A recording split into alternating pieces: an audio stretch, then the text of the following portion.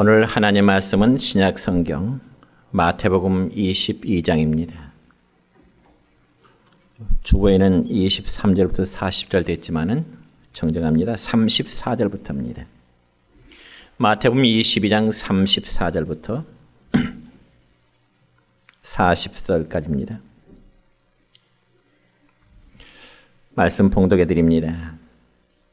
예수께서 사두개인들로 대답할 수 없게 하셨다함을 바리새인들이 듣고 모였는데 그 중에 한 율법사가 예수를 시험하여 묻되 선생님, 율법 중에서 어느 계명이 크니이까? 예수께서 이르시되 내 마음을 다하고 목숨을 다하고 뜻을 다하여 주 너희 하나님을 사랑하라 하셨으니 이것이 크고 첫째 되는 계명이요 둘째도 그와 같으니 내 이웃을 내 자신같이 사랑하라 하셨으니 이 두 계명이 온 율법과 선자의 강령이니라. 아멘. 오늘은 신약 성경 마태복음 22장 34절부터 40절까지 있는 말씀을 중심해서 율법과 선자의 강령이라는 제목으로 말씀을 선포하고자 합니다. 오늘도 하나님께 예배드리는 여러분의 심령과 가정 위에 하나님의 은혜와 사랑이 함께 하시기를 축원합니다. 저는 오늘 말씀을 전하기 전에 성경에서 하나님이 우리에게 주신 여러 계명들 가운데 어느 계명이 가장 클까요? 라는 이런 질문을 여러분에게 드리고 싶습니다. 그렇다면 과연 여러분은 성경 중에 어떤 계명이 가장 크다고 생각을 하십니까? 아마 대부분의 사람들은 성경에 나타난 수많은 계명들 가운데 아마 10계명이 가장 크고 가장 중요하지 않겠나 그렇게 생각하시는 분이 계실 것입니다. 그리고 10계명 가운데서도 당연히 첫 번째 계명이 가장 크고 중요한 계명이라 그렇게 생각하시는 분이 계시는가 하면 또 어떤 분은 10계명 가운데 다섯 번째 계명인 즉 내 부모를 공경하라는 계명이 가장 중요한 계명이라 그렇게 생각하실 분도 계실 줄 믿습니다. 왜냐하면 성경에 기록된 모든 계명들은 각자와 다른 관점에서 그 계명들의 중요도를 이해하기 때문에 그렇습니다. 그렇지만 안식교 신자들이 묻기를 당신들은 성경에서 어느 계명을 가장 큰 계명으로 여기십니까? 이렇게 묻는다면 아마 안식교 신자들은 주저하지 않고 제4계명이 가장 크고 중요한 계명으로 대답을 할 것입니다.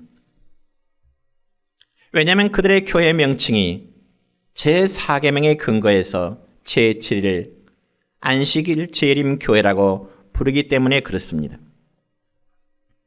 물론 우리 정통교회에서는 안식교를 이단으로 봅니다. 왜냐하면 유대교 다음으로 안식교회가 가장 율법적이고 그리고 가장 금욕적인 생활을 하고 있기 때문에 그렇습니다.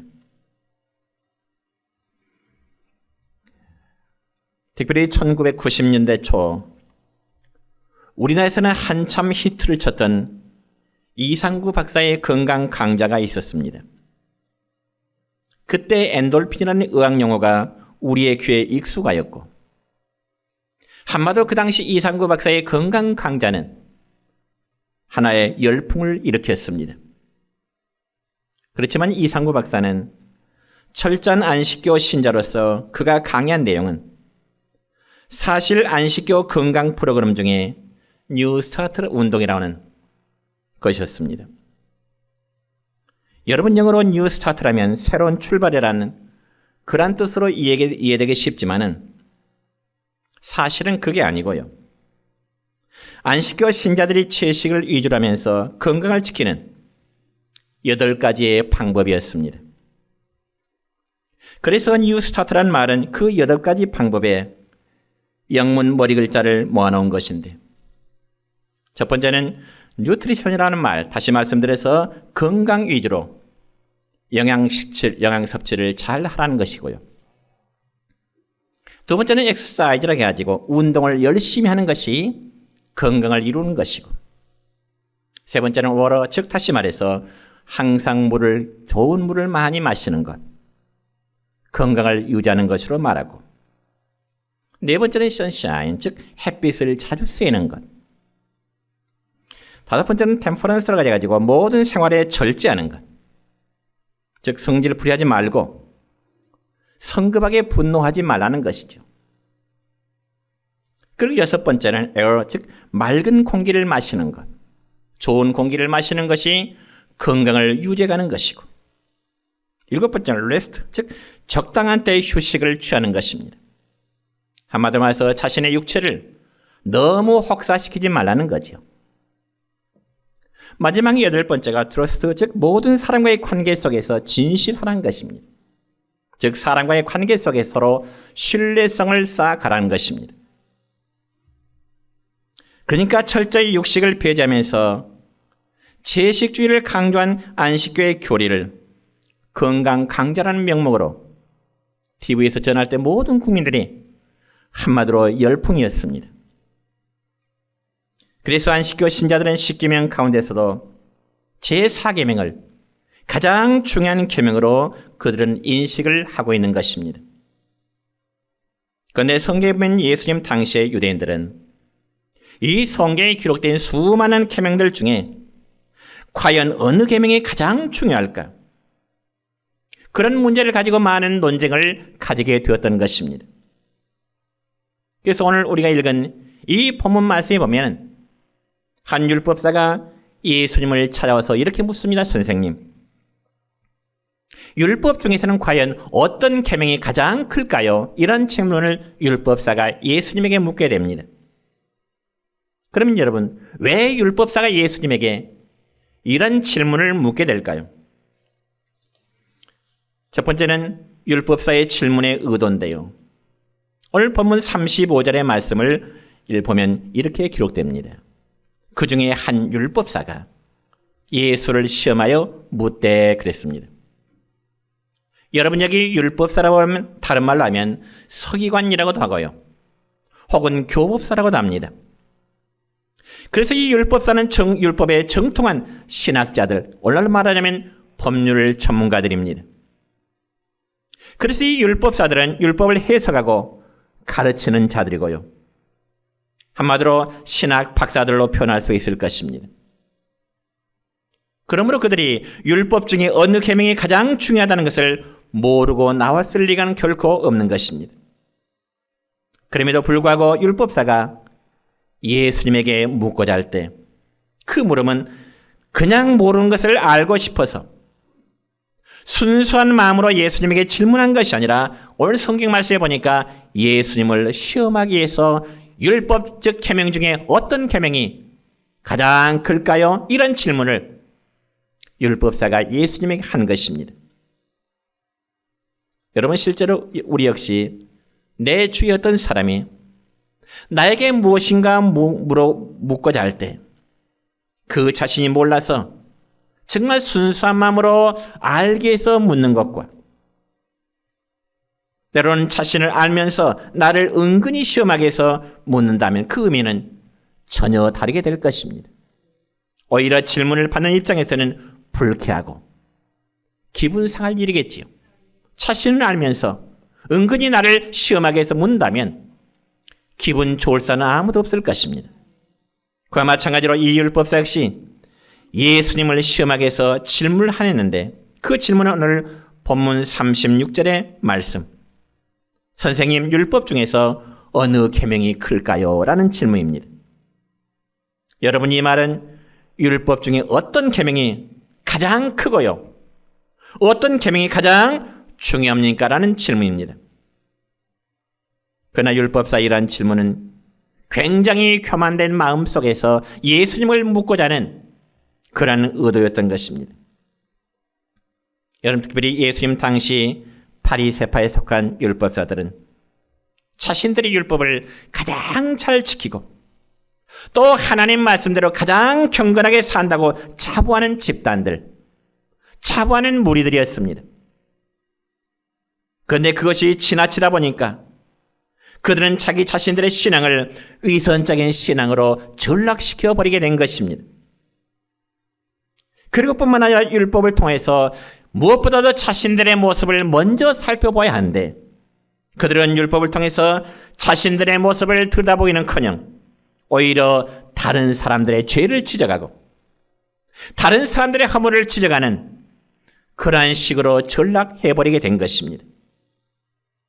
그자 예수님께서는 바리새인과 서기관들에게 굉장히 강한 어조로 책망의 말씀을 하십니다.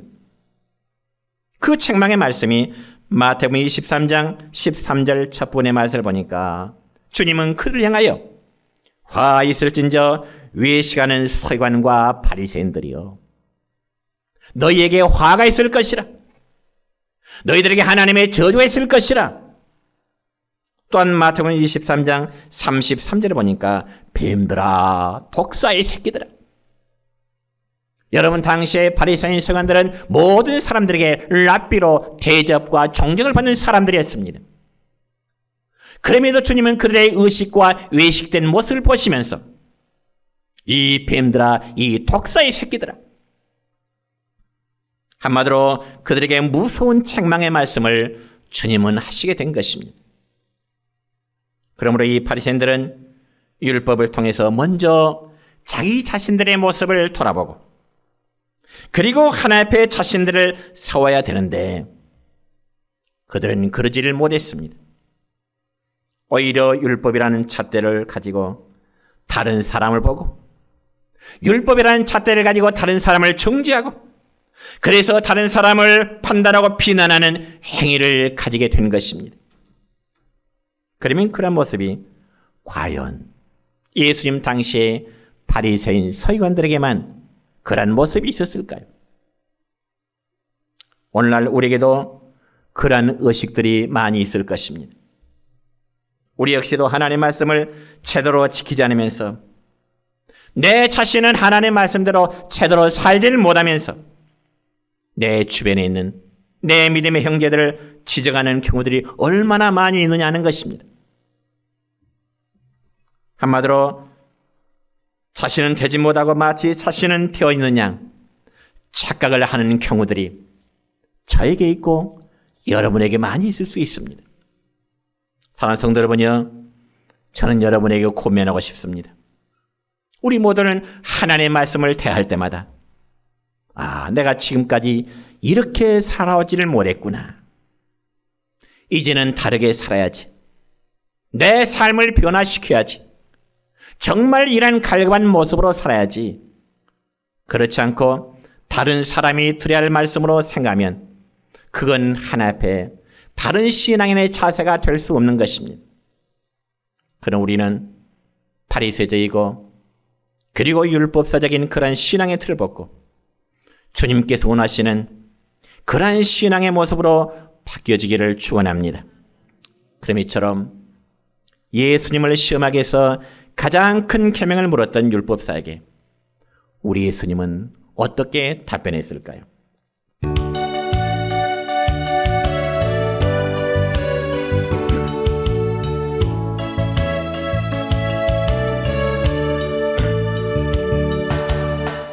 어두워진 세상 길을 주님 없이 걸어가다 나의 영혼 어두워졌네.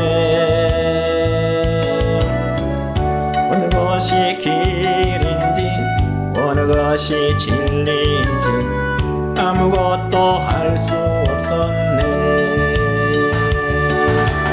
주님 없이 살아가는 모든 삶 실패와 좌절뿐이네. 사랑하는 나의 영혼 그 영혼 눈을 뜨게 하소서.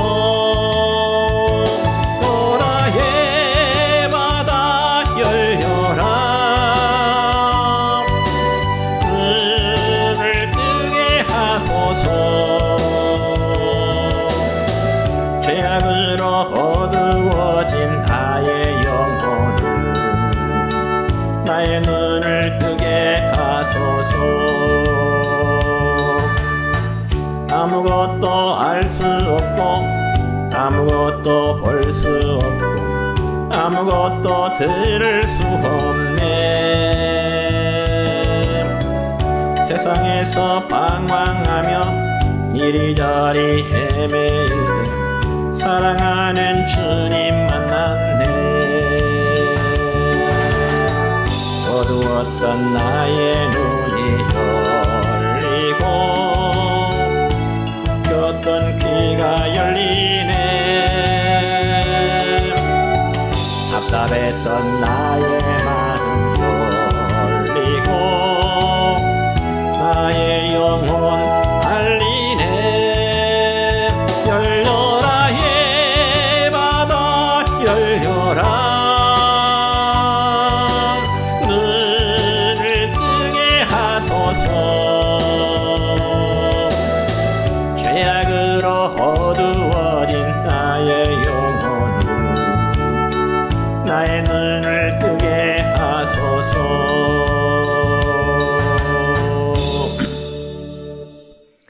여러분, 예수님을 시험하게 해서 가장 큰 계명을 물었던 율법사에게 예수님의 대답은 과연 어떠했을까? 오늘 본문 37절로 40절까지의 말씀 보면 이렇습니다. 시작. 예수께서 이르시되 내 마음을 다하고 목숨을 다하고 뜻을 다하여 주 너희 하나님을 사랑하라 하셨으니 이것이 크고 첫째 되는 계명이요 둘째도 그와 같으니 내 이웃을 내 자신같이 사랑하라 하셨으니 이 두 계명이 온 율법과 선자의 강령이니라. 아멘. 여러분, 이 말씀 보면 예수님의 말씀은 하나님을 사랑하되 마음과 목숨과 뜻을 다하여 하나님을 사랑하라 하셨는데, 이 말씀의 의미는 하나님을 사랑하는 자가 전인격적으로 하나님을 사랑하라고 하는 그런 의미인 것입니다. 여러분, 우리가 흔히 하나님 사랑합니다, 하나님 사랑합니다 이렇게 표현하기는 쉽습니다. 그러나 우리가 온 마음과 정성과 심지어는 우리가 목숨까지 하나님을 사랑하라는 결코 쉬운 일이 아닐 것입니다. 여러분, 예수님의 제자들의 모습을 볼까요? 여러분, 예수님께서는 최후의 만찬자리에서 제자들에게 폭탄적인 말씀을 하십니다. 그게 무슨 말씀일까요? 오늘 밤 너희들이 다 나를 버리게 될 것이라고 하는 이런 폭탄적인 말씀을 주님은 제자들에게 하십니다. 아마 예수님의 그 말씀 듣는 제자들의 입장에서는 너무너무 충격적이겠죠. 자신들이 예수님을 버리다니요. 그래서 베드로와 모든 제자들이 예수님의 그 말씀을 듣는 이후에 반응이 어땠을까요? 마태복음 26장 35절의 말씀 보면 이렇습니다. 시작. 베드로가 이르되 내가 주와 함께 죽을지언정 주를 부인하지 않겠나이다 하고 모든 제자도 그와 같이 말하니라. 아멘. 여러분, 이 말은요, 예수님과 함께 죽으면 죽었지 절대로 예수님 부인하지 않겠습니다. 절대로 예수님 떠나지 않겠습니다. 대단한 다짐들입니다. 그렇다면 제자들의 그러한 다짐들의 변화는 없었을까요? 마태복음 26장 56절 끝부분에 보니까 이렇게 기록됩니다. 시작. 제자들이 다 예수를 버리고 도망하니라 그랬습니다. 여러분, 평안할 때는 예수님을 잘 믿는 것 같은데 어려움의 현실 앞에서 뒤로 빠지는 믿음은 전인격적으로 하나님을 사랑하는 자세가 아닙니다. 여러분, 불빛은요, 주변이 어두울수록 더욱 빛을 발하게 되는 겁니다. 반대로요, 밝은 대낮에 아무리 밝은 불을 켜도 그 불은 효과를 드러내지 못합니다. 대낮에 아무리 밝은 전등을 켜보세요. 얼마나 효과를 드러내는가요? 빛은 어두울수록 더욱 발을 발하게 되는 것입니다. 그와 마찬가지로 우리가 하나님을 사랑함에도 평안하고 아무런 일이 없을 때보다는 정말로 위기와 어려움 중에 더욱더 빛을 발휘해낼 줄로 믿습니다. 그렇기 때문에 주님은 우리가 하나님을 사랑하되 단순히 사랑함이 아니고 수식어를 말씀하십니다. 마음과 목숨과 뜻과 힘을 다하여 하나님을 사랑하라, 그렇게 말씀하십니다. 물론 이 말씀은 예수님께서 구약성경 신명기 6장 5절에 있는 말씀이나 레위기서 19장 18절에 있는 말씀을 주님은 인용해서 하신 말씀인데, 이 말씀은 이스라엘 백성들의 아이들이 말을 배운 후에 가장 먼저 암송하는 말씀입니다. 왜냐하면 이 말씀은 하나님과 인간과의 수직적인 관계와 인간과 인간 간의 수평적인 관계에 대한 말씀이 되기 때문에 그렇습니다.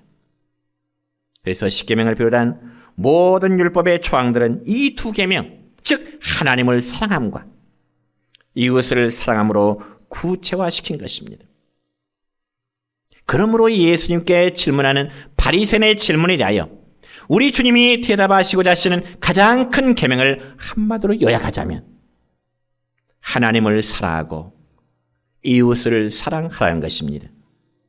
그리고 그것이 율법과 선자의 강령이라, 모든 율법과 선자의 가장 중심이라, 그것이 너희들이 예서 지키고자 힘쓰는 말씀의 핵심이요 본질이라고 말씀하십니다. 여러분, 우리가 하나님을 사랑할 때 정말 죽을 만큼 하나님을 사랑한다면 이것을 이렇게 지켜야 되고 저렇게 지켜야 되는 것들은 비본질적인 문제고 이차적인 문제입니다. 여러분, 예를 들어서요, 남녀가 결혼하여 부부가 되어서 사랑하는데 사랑은 이렇게 해야 된다, 사랑을 저렇게 해야 된다, 이렇게 그것을 가르친다는 것은 비본질적인 문제입니다. 사랑은 누가 가르치지 않아도 할 수 있는 것이 참된 사랑입니다. 정말 아끼고 사랑한다면 어떻게 사랑하라는 방법론은 더 이상 필요하지 않다는 것입니다. 우리가 하나님의 말씀을 지킴에 있어서 정말 부족할지라도 하나님을 사랑하고 이웃을 사랑하자는 그 마음에 열정이 있으면 되는 겁니다. 그럼에도 주님은 본문 말씀에서 율법사에게 답변하시기를 하나님을 사랑하되 어떻게 사랑할 것이냐에 대해서 네가 하나님을 사랑하되 마음을 다해서 하나님을 사랑하고 목숨을 다하여 하나님을 사랑하고 그리고 뜻을 다하여 하나님을 사랑하라.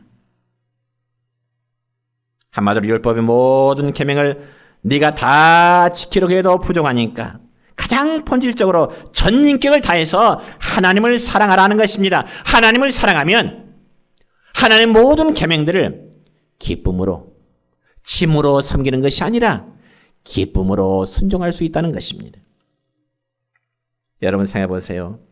하나님을 사랑하는 성도가 그분의 말씀 지키기를 소홀히 할 수 있을까요? 그럴 수 없습니다. 여러분, 예를 들어서 남녀간에 처음에 사랑을 나눌 때는 사랑하는 배우자를 위해서는, 사랑하는 이성을 위해서는 마치 하늘의 별이라도 따라주겠다고 하는 그런 마음이 있잖아요. 그러니까 사랑하는 이의 뜻이라면 어떠한 요구라도 다 들어주고 싶어 하듯이 정말 하나님의 말씀을 사랑하는 성도라면 그분의 말씀 지키기를 결코 소홀히 할 수는 없는 겁니다. 그래서 남녀가 결혼해서 부부가 되면 정말 처가의 말뚝이라도 사랑스럽게 보인다고 하는 말이 결코 헛소리는 아닐 겁니다. 그래서 진정한 사랑이라면 이처럼 상대방에 대해서 어떠한 희생이라도 할 수 있는 자세가 우리에게 있어야 되는 겁니다. 그렇다면 여러분은 하나님을 사랑하십니까? 여러분 정말 하나님을 사랑하십니까? 우리 기독교의 대표적인 상징물이라면 역시 십자가를 말합니다. 여러분, 십자가의 의미가 무엇일까요? 십자가의 의미가 무엇일까?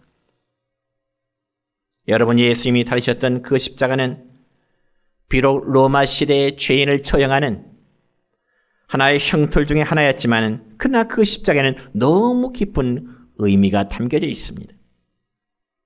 십자가의 모습을 한번 기억해 보세요.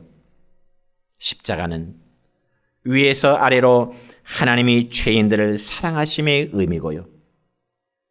옆으로는요, 나와 이웃과의 관계를 사랑을 의미하게 되는 것입니다. 다시 한번 강조합니다. 십자가는 위에서 아래로 하나님의 사랑이에요. 그 다음에는 수평적으로는 나와 이웃관계의 사랑을 의미하게 되는 것입니다. 이게 바로 십자가의 정신이요. 이게 바로 율법의 완성이 되는 것입니다. 그러니까 사랑의 실천이 없고서는 절대로 하나님의 계명, 율법을 지킨다고 말할 수가 없는 겁니다. 여러분 특별히 누가복음 10장의 말씀을 보면은 이런 내용의 말씀이 있죠. 하루는 어떤 율법사가 예수님을 찾아 묻습니다. 뭐라고요? 선생님, 내가 무엇을 해야 영생을 얻을 수 있을까요? 내가 무엇을 해야 영생을 얻을 수 있을까요? 즉 이 말은 내가 무엇을 해야 구원을 얻을 수 있을까요? 라는 말과 동일합니다. 그때 예수님은 그에게 답변하시기를 율법에 뭐라고 기록되었더냐? 그리고 너는 율법을 어떻게 읽었느냐? 그자 그 율법사는 정말 율법에 대해서 박사라고 자부하는 율법사가 폼을 잡고 율법을 줄줄이 애우게 됩니다. 그 말씀이 무슨 말씀일까요? 누가복음 10장 27절입니다. 시작. 내 마음을 다하며 목숨을 다하며 힘을 다하며 뜻을 다하여 주 너희 하나님을 사랑하고 또한 내 이웃을 내 자신같이 사랑하라. 아멘. 좀 전에 말씀드렸듯이 율법사는 신명기 6장 5절에 기록된 이 말씀을 정말 자신 있게 줄줄 애웠습니다. 그러면 율법사 이 답변을 듣는 예수님의 반응이 어땠을까요? 그래, 너 정말 율법을 잘하는구나. 너 정말 똑똑하구나. 너 정말 잘났어.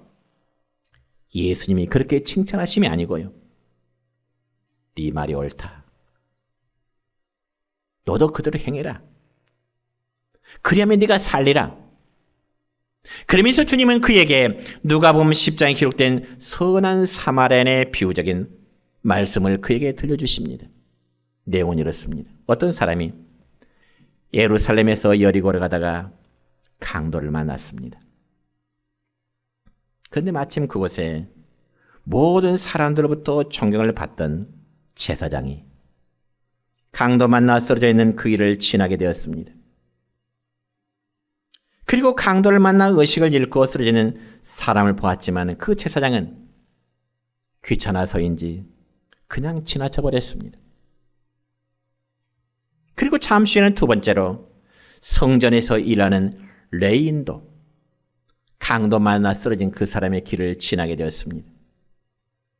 그런데 그 레위인도 역시 강도 만난 자를 보았지만은 구해주지 않냐고 그냥 자기의 길을 갈 뿐이었습니다. 그런데 마지막 세 번째로 유대인들이 가장 천하게 여기고 정말 괴나 돼지처럼 무시했던 사마리아 사람은 그 길을 가다가 역시 강도 만난 자를 만나게 됩니다.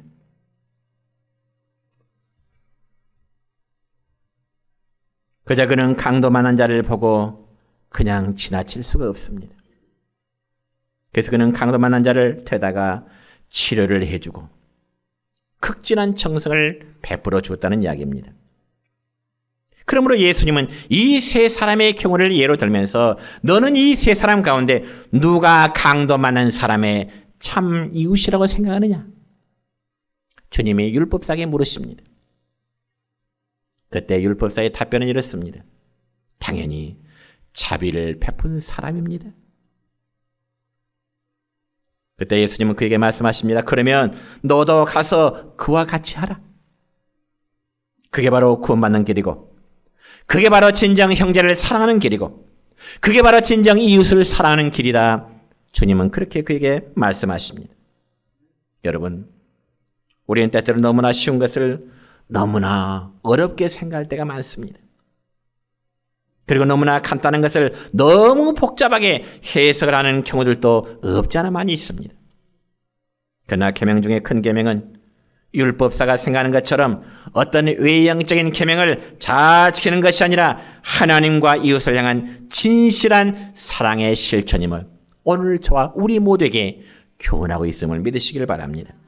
세 번째는 율법의 완성으로서의 사랑입니다. 여러분 앞에서 말씀드렸듯이 율법의 완성은 사랑입니다. 오늘 본문 40절의 말씀 보면 이렇게 기록됩니다. 시작. 이 두 계명이 온 율법과 선자의 강령이니라. 아멘. 그러니까 이 두 계명, 즉 하나님을 사랑과 이웃 사랑. 더 줄이면 사랑이 곧 율법과 선자의 강령이라는 것입니다. 여러분 여기서 율법과 선자란 말을 신학자들이 여러 가지로 해석을 하지만은 좀 더 쉽게 말씀을 드리자면 오늘날 우리에게는 구약과 신약이라는 이런 개념이 있습니다. 그렇지만 예수님 당시에는 유대인들에게는 구약이라는 개념도 없고요. 그리고 신약이라는 개념도 없습니다. 그래서 우리가 흔히 말하는 구약 성경을 그 당대 사람들은 율법과 선자라 그렇게 이해를 했습니다. 그러니까 결국 구약 성경의 모든 말씀이 하나님 사랑과 이웃 사랑으로 압축이 되고 그것이 바로 구약 성경 모든 말씀의 핵심이자 그리고 본질임을 믿으시길 바랍니다. 이걸 해야 되느냐 말아야 되느냐 이렇게 해야 되느냐 저렇게 해야 되느냐 그것은 다 비본질적인 것이고 형식적인 것이라 그 말입니다. 여러분 율법의 중심 사상은 하나님과 이웃 사랑입니다. 이것이 바로 오늘 설교 말씀의 핵심입니다. 믿습니까? 율법의 중심 사상은 뭐예요? 하나님 사랑이에요. 또 하나는요? 이웃 사랑이에요. 그래서 마태복음 5장 17절 말씀 보면 주님은 산위의 산상 보내서 이런 교훈을 우리에게 주십니다. 시작. 내가 율법이나 선자를 폐하러 온 줄로 생각하지 말라.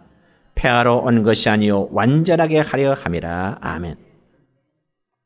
왜냐하면 많은 사람들은 예수님께서 하시는 말씀을 들을 때마다 예수님의 저 말씀은 율법 몇 조 몇 항에 위반되고 또 저건 어디에 위배되고 항상 그런 식으로 예수님 말씀을 듣고 그렇게 오해를 하게 됩니다. 그래서 예수님은 내가 율법이나 선자 곧 구약을 폐하러 온 것이 아니라 성경의 모든 말씀을 내가 완전하게 이루도록 하기 위해서 예수님이 오셨음을 말씀하십니다. 그러면서 마태복음 5장 18절 말씀 보니까 또 주님은 이렇게 말씀하시네요. 시작. 진실로 너에게 이르노니 천지가 없어지기 전에는 율법의 1.1획도 결코 없어지지 아니하고 다 이루리라. 아멘. 여러분 예수님이 십자가에 못 박혀 죽으시면 성경의 모든 율법을 완성하시기 위함입니다. 그래서 다시 한번 강조한다면 율법의 완성이 뭐냐? 십자가예요. 십자가는 뭐예요? 하나님 사랑과 이웃 사랑이에요. 그렇습니다. 바로 그 율법의 완성을 위해서 예수님이 십자가에 못 박혀 죽으셨음을 믿으시길 바랍니다. 그래서 예수님이 하나님의 사랑과 이웃 사랑을 십자가에서 완성하시면서 예수님 마지막 하시는 말씀이 뭐예요? 다 이루었다. 이 말씀하십니다. 이제 말씀했습니다.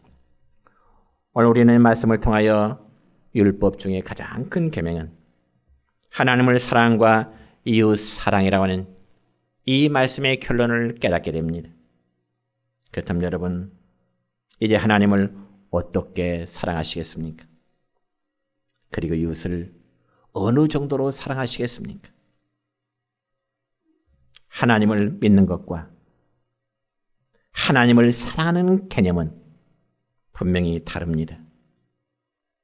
바라기는 여러분이 정말 하나님을 믿는다면, 여러분이 정말 하나님을 믿는다면 여러분 주위에 있는 영혼들을 사랑하시길 바랍니다. 그리고 여러분 때문에 어떤 사람이 실족당하지 않도록 하시기 바랍니다. 그리고 그분의 말씀 지키기를 정말 자원하시길 바랍니다. 그래야 할 때 하나님 말씀인 계명은 우리에게 무거운 짐이 아니라 오히려 즐거움으로 지켜지게 될 것입니다. 이 말씀이 여러분의 마음에 은혜 되시기를 주님의 이름으로 축원합니다.